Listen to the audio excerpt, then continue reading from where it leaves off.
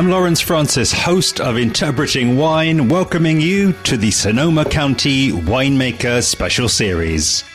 Across these 4 episodes, recorded in January 2023, we'll be exploring the modern Sonoma County scene in the company of 4 respected producers, giving you the most up-to-date exploration of the region available anywhere in podcast format. Make sure you're subscribed to be alerted when new episodes go live. We continue the series today in the company of Justin Seidenfeld of Rodney Strong Vineyards. We hear Justin's origin story before taking us on a deep dive into the Rodney Strong culture. He takes us inside the transformational process of better understanding their customers, talks changes in packaging, describes their geographical location in Sonoma County. We take a sustainability deep dive, discussing the offsetting of climate change in the vineyard, before talking winemaking and vintage variation. Enjoy. My background really starts way back when I was actually only 14. I got the opportunity to work in a fine dining restaurant in Denver, Colorado, that had probably one of the best wine collections of any restaurant in Colorado. And while working there, I had the opportunity to see the impact that wine had on people's lives, both from a historical perspective as well as an emotional perspective, and kind of as an ego perspective of, people trying to almost overinflate their stature by buying a really fancy bottle of Cristal or something. So I found it fascinating that wine could impact people's lives on so many different levels. So from there, I went to UC Davis. I got my degree in winemaking. It's called viticulture and enology.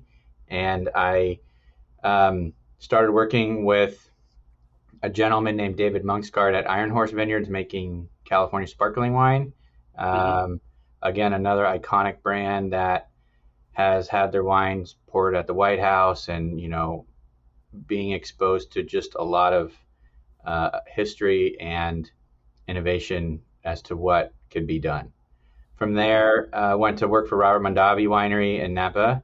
Got to be mentored by people like Gustavo Gonzalez, who was very impactful on my career path, as well as our consultant, Michel Roulon and Jean Viev, and getting exposed to the Grand Cru vineyards of Napa at that point, Tokelon, Vine Hill Ranch, Moffett Ranch, and these great, iconic, till this day, vineyards, walking them with the best in the world and learning the importance of great grapes in order to make great wine. And that truly changed my perception of what makes a great winemaker, which is it's really 10% us and 90% the vineyard. And so my path to here at Rodney Strong was really our portfolio of vineyard sites and how amazing they are. And that led me to seek out the role that I have today, which is the Senior Vice President of Winemaking, Wine Growing. I started as an assistant winemaker 12 years ago and just worked my butt off and worked my way up the ladder to get to the place that I am now. And through that have continued to build a philosophy of impactful wines with the ultimate goal of creating surprise and delight. I believe humans at our core are in search of that concept, surprise and delight, in everything we do, whether that's the music we listen to, the television programs we watch, the foods that we eat, or in our case, the wines that we drink. And our goal and my purpose for everything that I do is to create that experience for our customer so that every time they enjoy a glass of Rodney Strong wine, they re-experience that surprise and delight and seek it out again. Very cool, and I love how you've very succinctly covered elements of the culture, the people. I'd invite you, Justin, to I guess take us on a bit of a deeper dive really into where you're settled now, at Rodney Strong, and talk to really I guess the protagonists that are there. but then also really, talking about the people there in terms of the rejuvenation of the brand, which I believe you started back in 2018. Correct. So we identified that, we're a historic brand. We were founded in 1959. We've gone through the ebbs and flows of the wine industry and changing of consumer tastes. And we identified back in really even before 2018 that our brand needed to be rejuvenated. We were the brand that all of our parents drank, if you will, and we needed to refresh ourselves in order to create the brand that we and our future wine drinkers want to drink. So we worked with a series of companies to dive into our consumer, dive into our trade partners who are selling our wine and how they see us.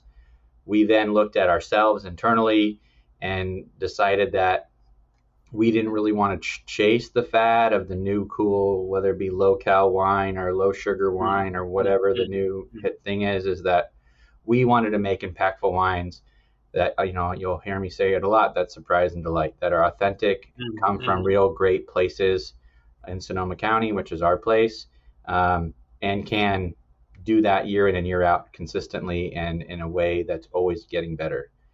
Through that research, we identified that we have vineyards that needed to be redeveloped to bring them up to modern standards, to not just modern standards, but future standards, future-proofing them from a sustainability perspective, a water conservation perspective, and in actuality, preparing ourselves for the next 63 years of our lives. We've been around for 63.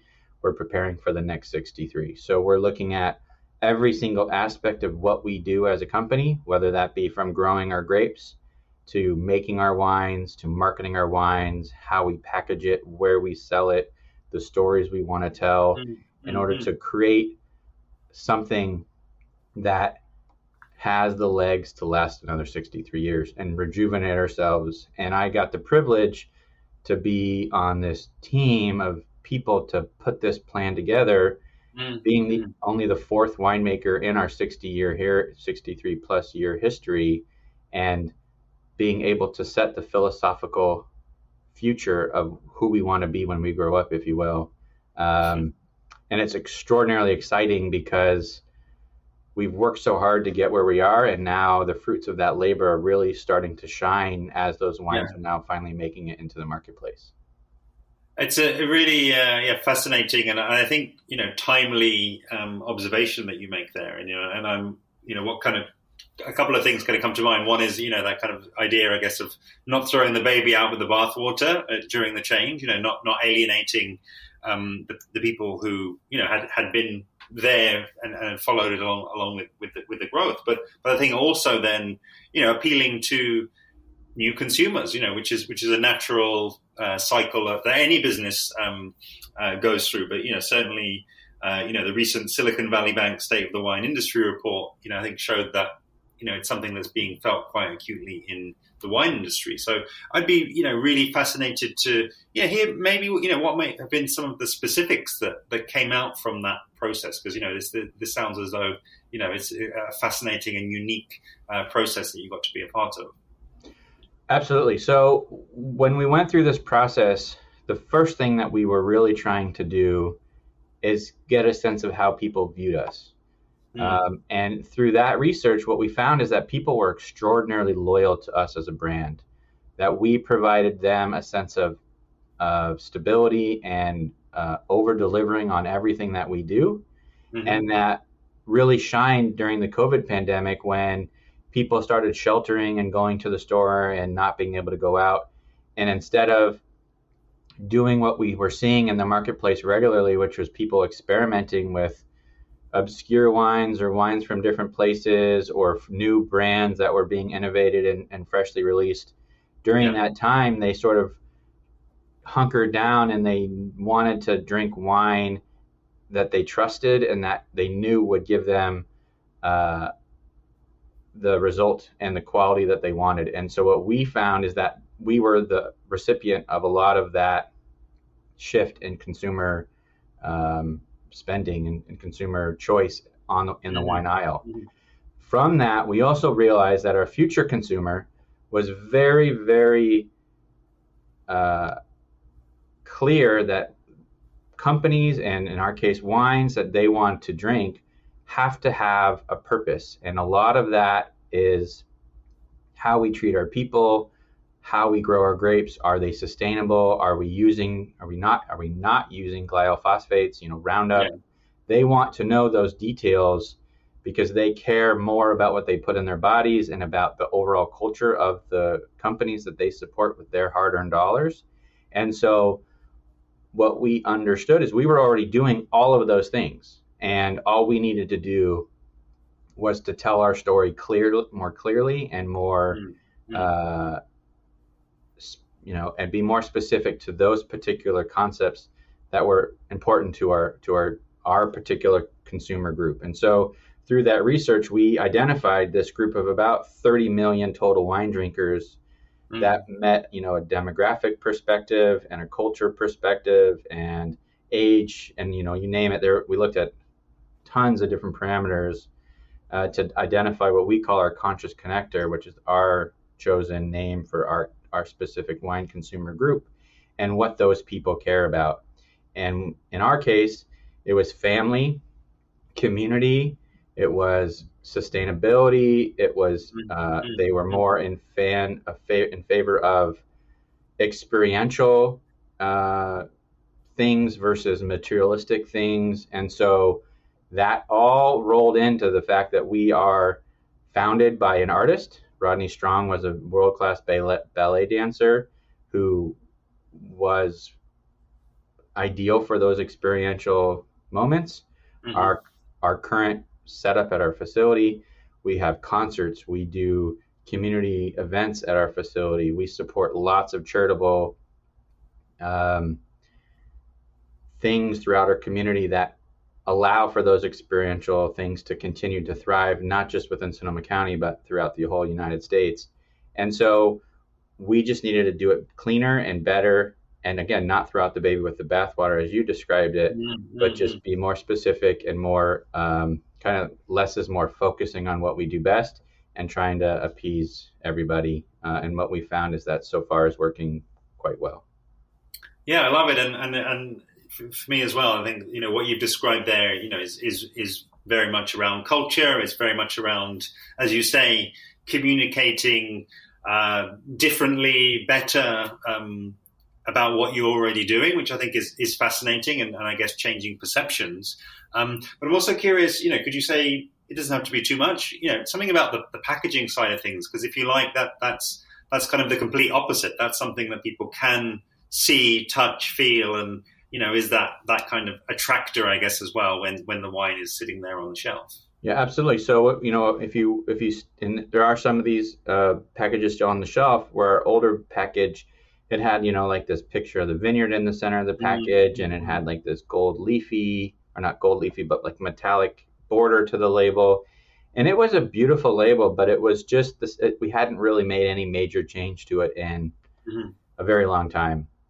So what we did is we wanted to clean it up, go with that simple simplicity of, and making sure that the Rodney Strong and our shield are all quite vibrant and done in a very,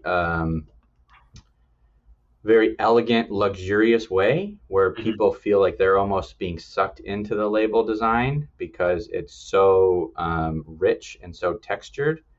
And at the same time, a lot of the packaging changes also led into our sustainability. So we were using more environmentally friendly processes to make our labels. We were going to lighter weight glass. So our bottles aren't as heavy, and they're less carbon footprint to move them around. And so there was a lot of thought processes that went into choosing the new packaging that we went with. Very cool. Yeah, it's again a fascinating project, and I feel as though there's loads that we could explore on that. But I also, knowing that you've got the joint role of winemaker and I guess wine grower as well.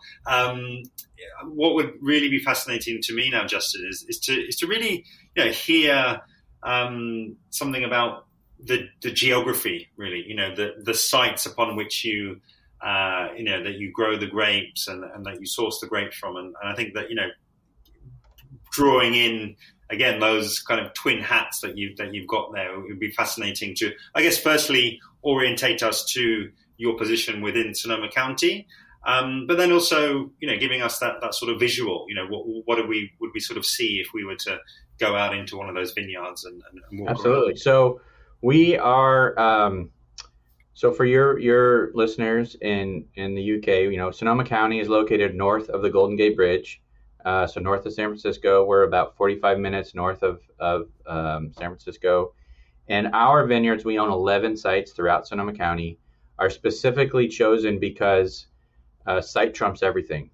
And a lot of people say, well, I need my vineyards around my winery or it's not right. Well, I believe that I want to grow the grapes where they should be grown. And so we have vineyards in Russian River Valley, Alexander Valley, Chalk Hill, Petaluma Gap, and these world-class American viticultural areas, or AVAs, which are specifically chosen because they exemplify what that place can grow best. So Russian River Valley, for example, has really great Gold Ridge soils. These are our youngest soils in Sonoma County. They're almost, some people call them moon dust soils because they're so thin, very well drained, fairly acidic in nature. And they are also happen to be on the western side of Sonoma County, the coolest sections, and are ideal locations for Pinot Noir and Chardonnay in particular. So that's where we source a majority of our Chardonnay from, and Pinot Noir exclusively from Russian River. And it leads to beautiful textures of fruit, great fruit profile. Like for Pinot Noir, we're getting this great Bing cherry and black raspberry, really vibrant acidities, a little bit of umami and earthy qualities, and great textural components. Chardonnay in the Russian River, we actually get Chardonnay from two areas, are really green apple and citrus and creme brulee quality that we get from that fruit. And then we superimpose against another really important area for us, which is called the Chalk Hill AVA. And that's important for us because Rodney Strong was actually the very first person to ever plant Chardonnay in the Chalk Hill AVA back in 1965. And he did it when people thought he was nuts. Like, there was no grapes growing in the Chalk Hill area at this time. And that's because the soils are very hard to grow in. They're this volcanic material that's got literally zero nutrient characteristics to it. It's based on something called silica dioxide, so there's no iron, there's no calcium. I mean, these vines struggle to grow there, and through struggle comes greatness. And so we get this really intense fruited wine with ripe pear and white peach and little bits of pepper and minerality and pineapple, and it's like just an amazing, amazing wine. All of these wines are all chosen because of their sites. To counter those would be our Bordeaux collection of vineyards, which is really what our bread and butter is. We really are a Cabernet house, and we own 5 vineyards that are for Bordeaux style wines. Our oldest and most important is our Alexander's Crown Vineyard, which was the first single vineyard wine ever to be first single vineyard Cabernet ever to be made in Sonoma County back in 1974. And that vineyard is at about 250 feet in elevation. And what we learned through that is that elevation really plays a positive role. So as we continue to acquire sites throughout the rest of Alexander Valley, and then even outside of Alexander Valley into Sonoma County as a whole, we continue to look at elevation as an important component as to choosing our sites. So the next one would be a Rockaway at 600 to 750 feet. Then to our brother's vineyard north in the very northern tip of Alexander Valley at 1,000 feet.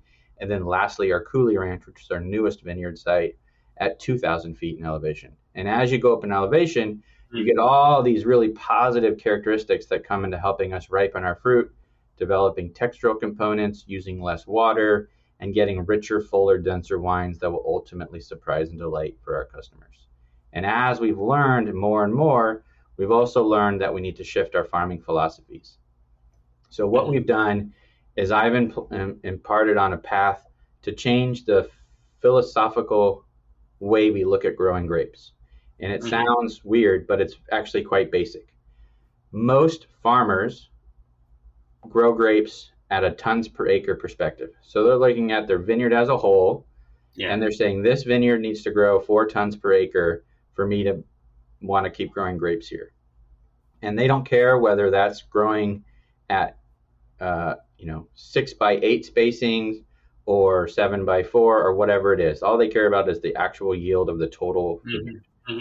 I look at it as a pounds per vine perspective.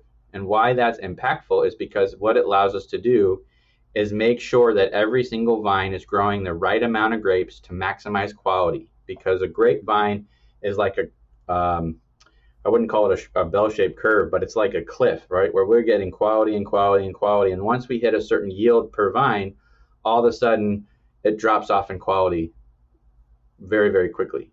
And so if you're trying to hit a certain yield per acre and you need to go over that cliff in order to hit that, then your quality for your fruit degrades beyond the point that we want for our wines.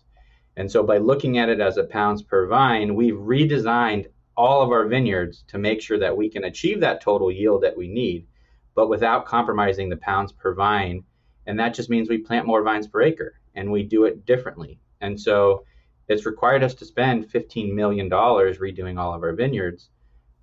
But in return, we're now set up to farm for the future with less water, with better quality, with less manpower, and giving us more precision because we now control all of the major details through technology, like literally an app on our phones that lets us control irrigation and all of the finite details that we need on a regular basis without hoping somebody does it right. We now can ensure that it's done right through our investment. Very cool. And is that something that you've undertaken, I guess, probably not the right word, but regardless of variety? Is that something that you... Every variety is going through the same approach. So regardless of variety, regardless of aspect of height, of elevate, of I guess temperature and all of those other variations, that's a consistent right the way across the board. Yeah, so by looking at that pounds per vine and then the site and the soil structure and the water availability and the elevation and nematodes in the sites or whatever, we do a lot of R&D. We want to understand our places. And then based off that, we're choosing rootstock, ripping depth, irrigation design, clonal choice, variety choice, cover crop, amendments on what the vineyard needs before it's planted.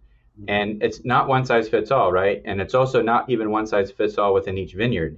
We divide our blocks now into 3-acre subsections. And so 3 acres might get one treatment, while the 3 acres right next door might get an entirely different treatment. And that's because the soil could change quite a bit between those 3 acres, and it might need a different rootstock because it's got more gravel and less clay or whatever it may be. And so part of that research is we'll go through, or we went through, and we dug 3 soil pits per acre.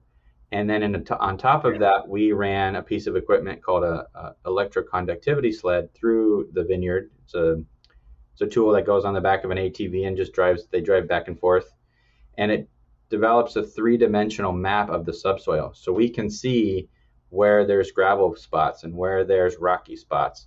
And we can design our vineyards to be much more site-specific and maximizing that balance of pounds per vine and block size and quality and all of those details. And all the vineyards are designed to be flexible because we may have one vineyard that needs to yield more fruit because it's going into a lower cost bottling of wine, and one vineyard that might need to yield less fruit and push quality at a much greater degree because it's going to a more expensive bottle of wine. But let's say things change over time and we want more acres on one side or the other. The vineyards are designed to be able to be repruned, to have more canes or less canes, depending on what we're looking for, without redeveloping the whole site. And it was a a fun process with a full team of amazingly smart people that weren't set in a box that it had to be one way, where we traveled the world, looked at what was working in Argentina and in France and South Africa and Australia and Napa, and then developed our own philosophy of a balanced approach to create the types of wines and grow the types of grapes that we want. I do love hearing these stories, I've got to say, Justin, because I think that sometimes, a bit of a generalization maybe, but I think that, the approach a lot of people take is that that's not the romantic, or that's not the part of the story that people want to hear about. But I actually would disagree with that. I think that, having, this connected, holistic view where you're using technology and you're obviously, investing, but it's not, it's not technology for technology's sake. It's technology so that you can achieve all of those ends that you're talking about there, so that you essentially understand the soil that much better. You have that clear picture. You can get that, I guess, the feedback with the app and the technology that you've spoken about there. But the idea is that, okay, where are we going here? What are we going to use this information for? And as you say, that whole idea of, okay, you kind of reached that inflection point in 2018, and then it's like, okay, we this is how we got to be here, the 60 years or so, and then let's look ahead to the kind of the next 60 years. So I think it's it's absolutely.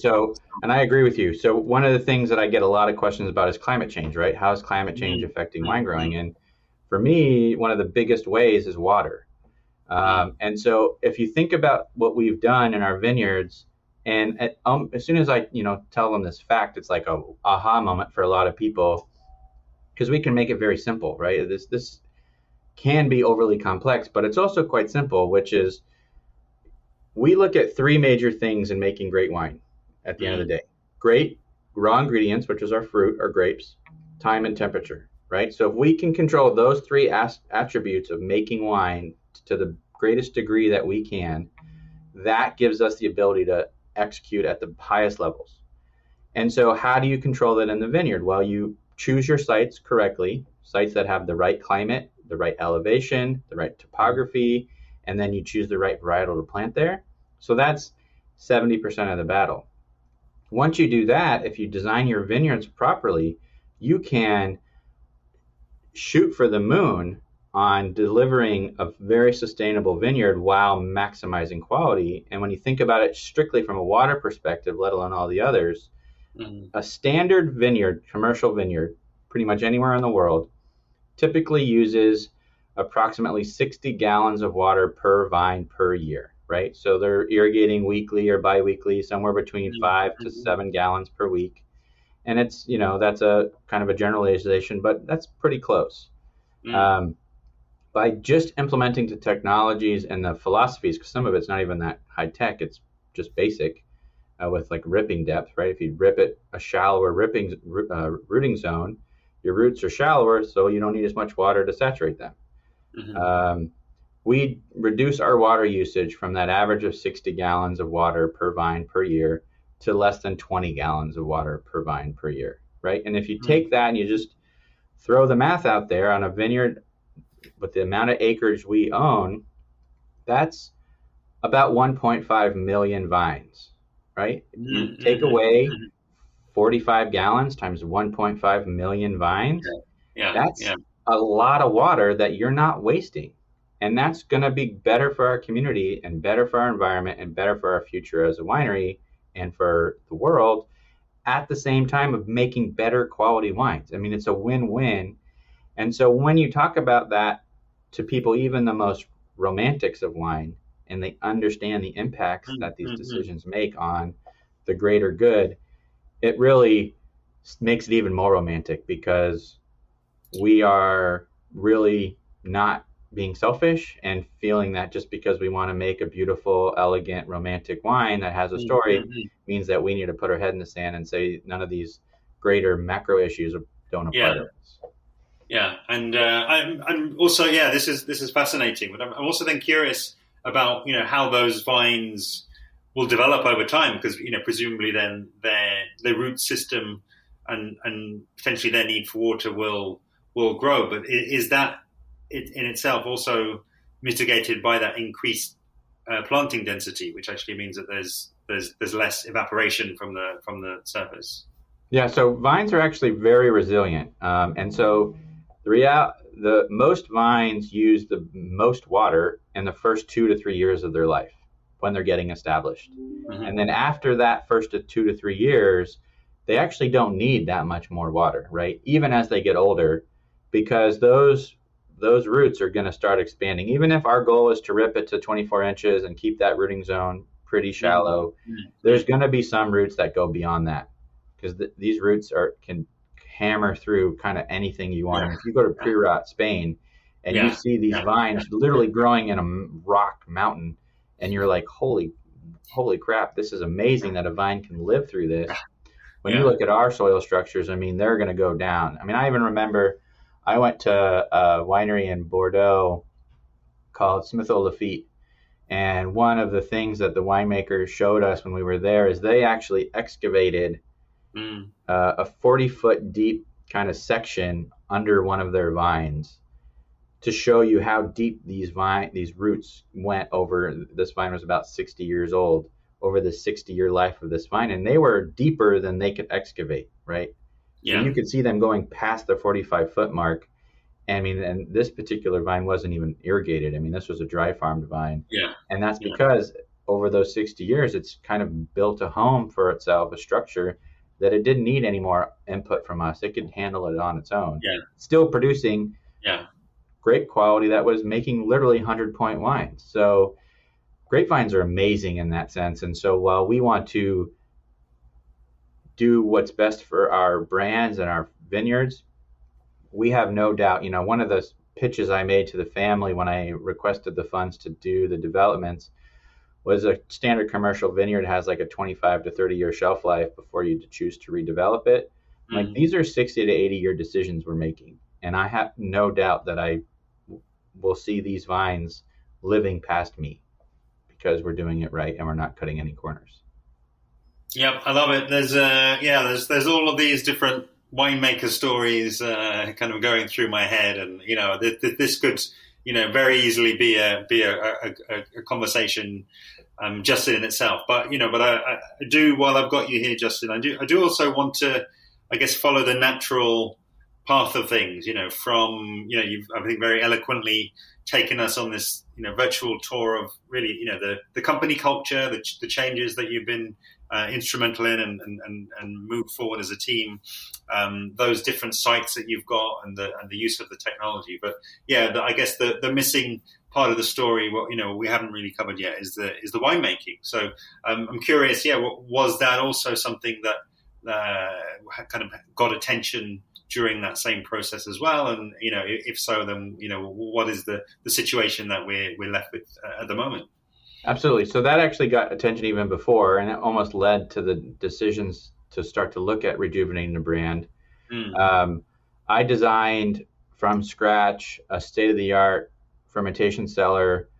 We call it our boneyard cellar, and it utilizes these really cool square fermentation tanks that are built to a pharmaceutical grade standard, using all kinds of aspects that had never really been done in winery design. I mean, it used thicker stainless steel in the construction of the tanks, which allowed us to polish that out to a level that's now patented, which removes the pores and reduces our water usage by more than 50% on cleaning the tanks.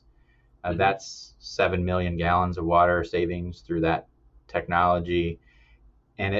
And because of the shape and because of the refrigeration capabilities that these tanks have, it spreads everything over a bigger surface area. So we get a more impactful juice to skin ratio, and that's how we get our flavor and our texture.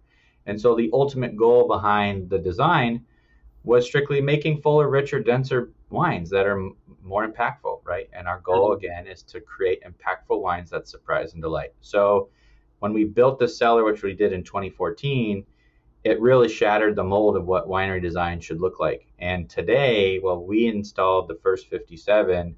This technology has been adapted by, I don't even know how many wineries, but there's thousands of these tanks now in use throughout the world. Mm-hmm. And that's because when you think about how you make great wine and how you become less impactful on our world, it's a balanced approach of not just the tanks, but the whole design of the facility. And there's a lot of beautiful wineries that are built and can't be torn down and rebuilt to handle expanding capacities or changing in philosophies or water restrictions or whatever. And so the building that we built this in was built in 1975. It was never meant to be a winery. It was just a case goods warehouse that we retrofitted with new drains and insulation and lighting and power and, you name it, to make it world class and make it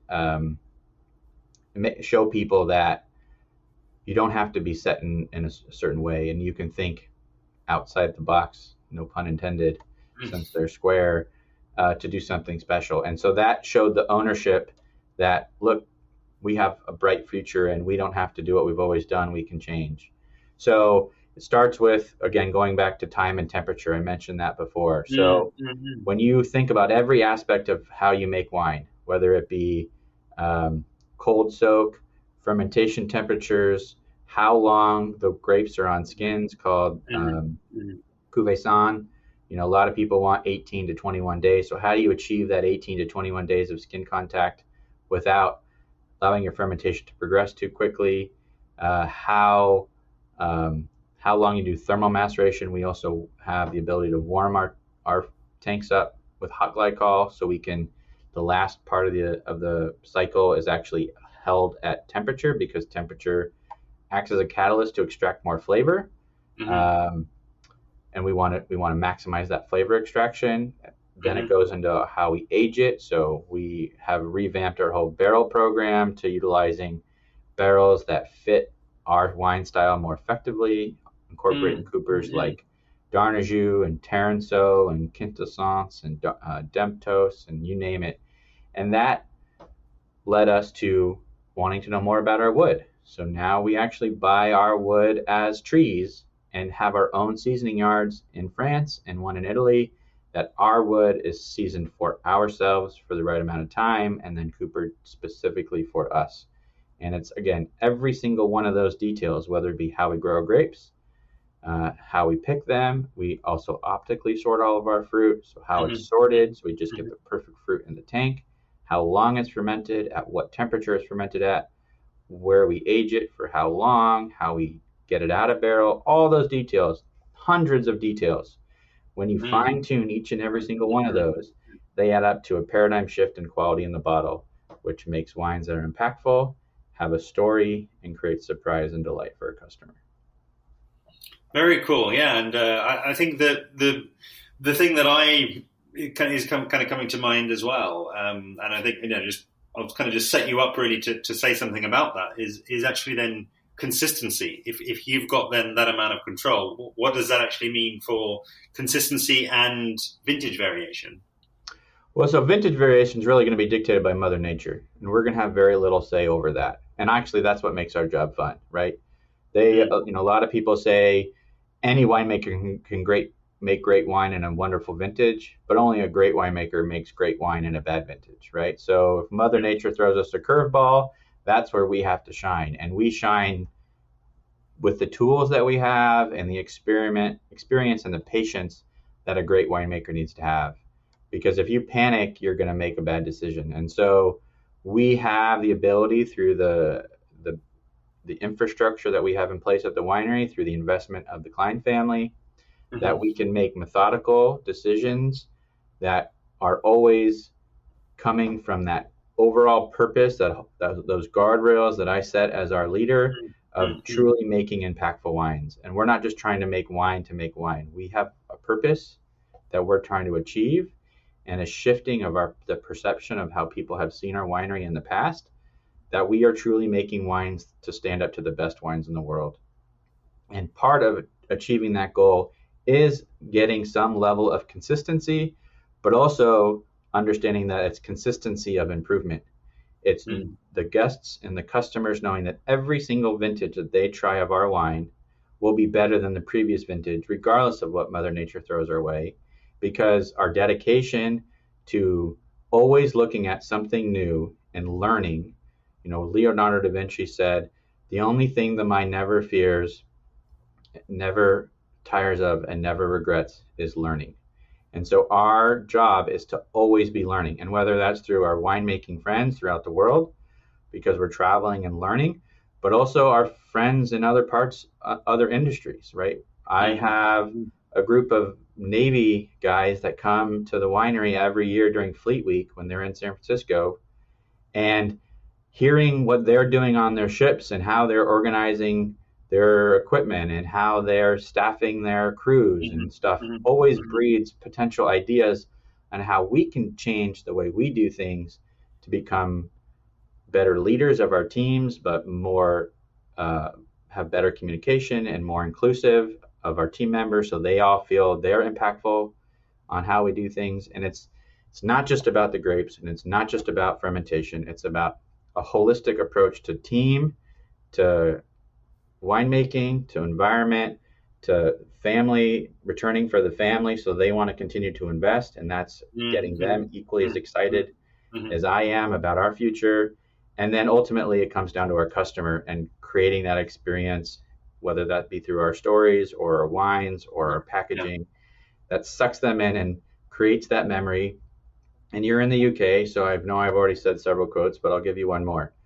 Queen Elizabeth II said, everybody's second chance at happiness is memories. And so if we can create that memory through a wine that's surprises and delights, that creates that happy memory, they will want to drink that wine again because they want that second chance at happiness. And that's our purpose, is ultimately creating that experience.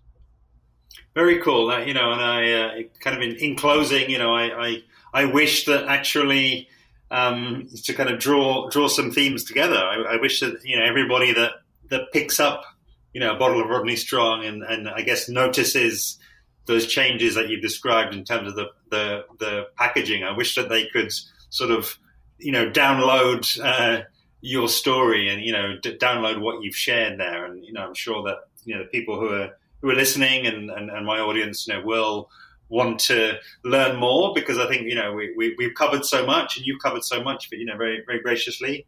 But I feel like there's still loads more to discover. So I wonder if you wouldn't mind sharing the company's co-ordinates online, where anybody listening can, I guess, continue the conversation and can absolutely, yeah. So they can go to rodneystrong.com. You can see videos of me and the rest of my team, our viticulture team, and our other winemakers. You can see our family. So it's there's some great videos. You can see the various wines we produce, a lot of the story about the background of the winery. So rodneystrong.com. We encourage you guys to visit. We also have an amazing tasting room and outdoor terrace. So if they happen to be in Sonoma County and would like to visit us, we would love to welcome them. We do a really cool concert series during the summer months, some really cool artists. So if they want to come to a concert at the winery, they can do that as well. So rodneystrong.com, check us out. And we're just getting started. We're really excited about our current wines, but also about what's coming down the pipeline. A massive thanks to today's guest, Justin Seidenfeld of Rodney Strong Vineyards. As mentioned, do be sure to visit rodneystrong.com, where you can learn more about the project. Please help to amplify this episode and the series by sharing the direct link, which is interpretingwine.com/499. You can also find links to all episodes from the series in the description below. And of course, I'd love to have you following along with me on social media, where I'm at Interpreting Wine on Instagram and Facebook, and at Wine Podcast on Twitter. Next time on the Interpreting Wine Sonoma County Winemaker special series, in landmark episode 500, I'll be speaking with James Hall of Patson Hall Winery. Make sure you're subscribed to be alerted when the episode goes live. See you then.